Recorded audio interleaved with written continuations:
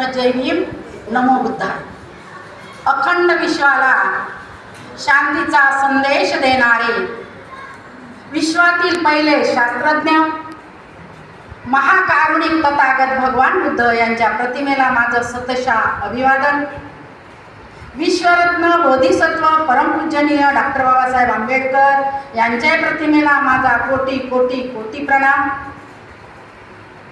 आरक्षणाचे जनक छत्रपती शाहूजी, एक असावा पण नेक असावा असे घडविणारी राजमाता राष्ट्रमाता जिजाऊ माता आणि एका पुरुषांच्या स्त्रियांच्या पाठीमागे एका पुरुषांचा हात असते तेव्हा ती यशस्वी होते असं म्हणतात ना, तर तसंच डॉक्टर बाबासाहेब आंबेडकरांच्या पाठीमागे जीवनभर सावली म्हणून जगलेल्या अशा या त्यागमूर्ती रमाई माता, ज्या ज्या महामानवाने या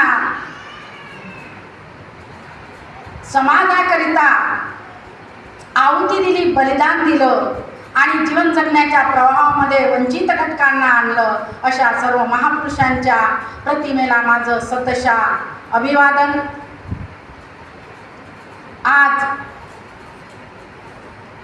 13 एप्रिल 2026ला राष्ट्रपिता ज्योतिराव फुले आणि त्रिमूर्ती विहाराचे पदाधिकारी यांच्या संयुक्त विद्यमानाने आजचा हा कार्यक्रम आयोजित केलेला आहे आणि या कार्यक्रमामध्ये मलाही संधी मिळाली भाग घेण्याकरिता मी या सर्वांचं मनापासून आभार मानते आहे आणि पुन्हा एकदा मानाचा जय भीम. विषय दिलेला आहे, मुझे पढ़े लिखे लोगों ने धोखा दिया. आपण जे बसतो आहे, आपल्याला जे मिळालेलं आहे, हे म्हणजे आम्हाला फुकट मिळालं नाही.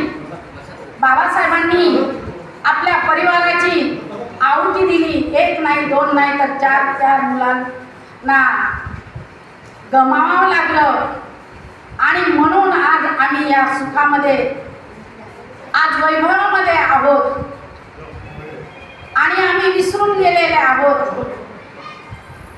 आमच्या पूर्वजांची व्यथा सुद्धा आम्हाला माहिती नाही आणि माहिती असून सुद्धा आम्ही दुर्लक्षित आहोत. बाबासाहेबांनी म्हटलं, मुझे पढ़े लिखे लोगों ने धोखा दिया.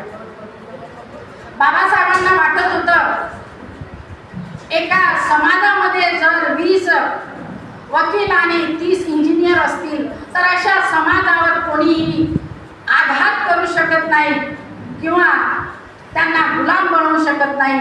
आणि म्हणून बाबासाहेबांनी शिक्षणाकरिता फर्स्ट प्राधान्य दिलं. त्यांनी स्वतःला म्हटलं का मी एकटा या देशभर पुरू शकणार नाही.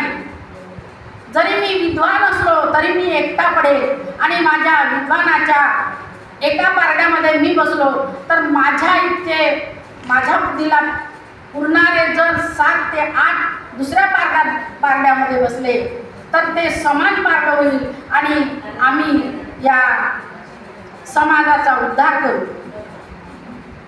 बाबासाहेबांनी तसेच होत करू आणि हुशार व्यक्ती निवडले आणि त्यांना विदेशामध्ये पाठवले.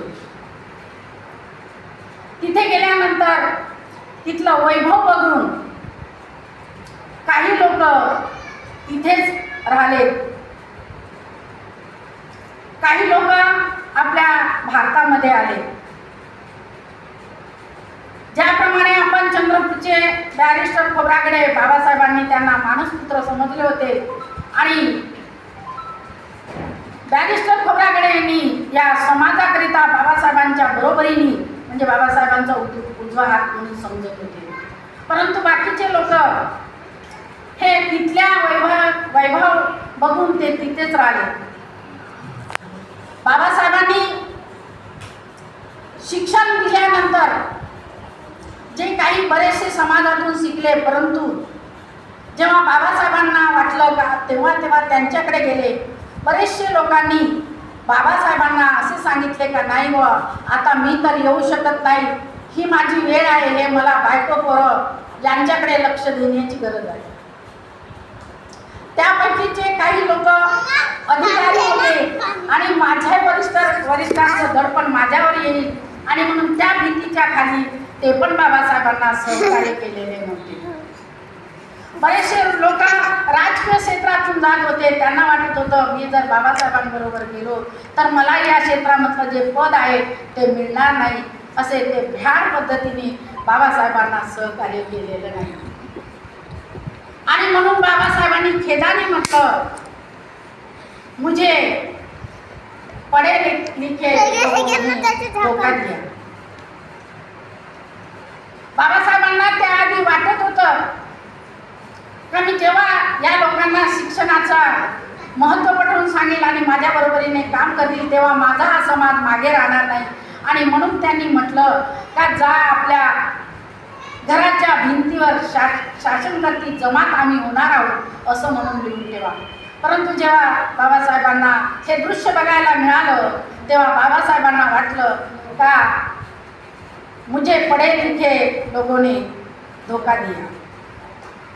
आज आम्ही शिकलो, उच्च पदावरती गेलो, क्लास 1 अधिकारी झालो, सुपर क्लास 1 अधिकारी झालो, परंतु आजच्या घटनेमध्ये आमच्या समाजाकडे जर आम्ही लक्ष दिलं तर आपापलाच परिवार घेऊन आम्ही पुढे गेलेले आहोत. कोणीही असं मागे वळून बघितलेलं नाही. आणि आमच्या समाजामधले जे वरिष्ठ झाले त्यांनी जर थोडं तरी मागे वळून बघितलं असतं, कमीत कमी त्यांच्या समाजातल्या मुलांकरिता, तरीही हा समाज अजून एकत्रीकरणामध्ये आला नाही. याचं कारणच ते आहे की आपापले कुटुंब घेऊन गेल्यामुळे.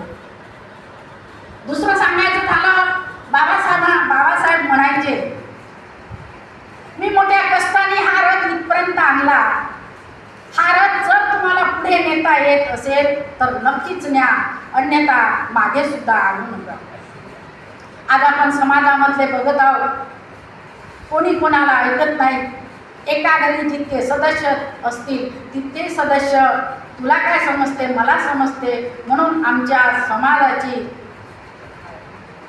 जे विखुरलेला समाज झालेला आहे आपण उघड्या डोळ्यांनी बघतो आहे. बरेचसे लोक म्हणतात का आता मागील दिवस म्हणजे गुलामगिरीचे दिवस येण्याकरिता काही वेळ राहिली नाही, परंतु आजही वेळ गेलेली नाही. आम्ही ज्यांनी शिक्षण घेतलेलं आहे, आम्हाला डॉक्टर बाबासाहेब आंबेडकरांचे विचार पटले आहेत आणि आम्ही जर एकत्र आलो तर नक्कीच काही ते दिवस येणार नाही. मात्र याकरिता आम्हाला संघटित व्हावं लागेल, एक विचाराने चालावं लागेल, तेव्हाच हा आमचा समाज हा कोणालाही डगमगणार नाही. बाबासाहेब म्हणतात अरे 100 दिवस शेळी होऊन जगण्यापेक्षा एक दिवस वाघ म्हणून जगा. बाबासाहेबांचे घोष वाक्य आहे, तुम्ही गुलाम होऊ नका.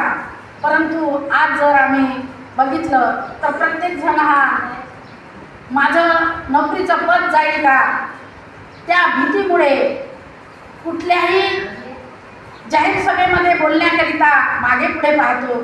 याचं मूळ कारण आहे. आणि जोपर्यंत तुम्ही अशी भीती मनामध्ये ठेवणार तोपर्यंत मात्र